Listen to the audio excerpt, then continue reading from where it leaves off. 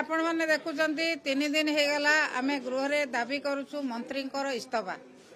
ये मंत्री नैतिकता नहीं, ये सरकार नीति नैतिकता नहीं। जदि नीति नैतिकता था ताले 13 जन रोगी मले कटक एससीबी रे जे सरकार अंडर रे जो मेडिकल चलुची से 13 जन रोगी मले निया लगी रोगी मरीगले। मंत्री इस्तफा देवार असुविधा कौन से नीति नैतिकतार प्रमाण दिंतु। से सरकार से दलर नेता माने जेतेबेले विरोध रे थिले, जेतेबेले डिमांड करथिले हमर पूर्वतन मुख्यमंत्री नवीन पट्टनायक महोदय सेतेबेले संगे संगे मंत्री को रेजिग्नेशन द कहउथिले। आपण माने देखिचंती गोटे प्राइवेट हॉस्पिटल ले निया लागिला, सम हॉस्पिटल ले सेठी सेतेबेलर पूर्वतन मंत्री अतनु सब्यसाची को रेजिग्नेशन द पड़िथिला एवं तार मालिक को जेल जीवा पड़िथिला। एटे किछि एक्शन नाही। तले तलिया कर्मचारी 2-4 जन को सस्पेंड करदेला, सरकार का ड्यूटी खत्म हो गला।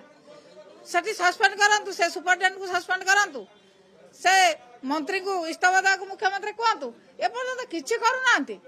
से जेमिति एमाने करै चंती, एमाने जहा जणा पडुची जे एमाने निया लगाई मारी चंती, एमाने सेतरा संपृक्त अछंती, सेही बळी भाबरे से व्यवहार करचंती। एपर्यंत मंत्री इस्तफा दउ नांती। मंत्री को इस्तफा देवा पई आमे दाबी करछु।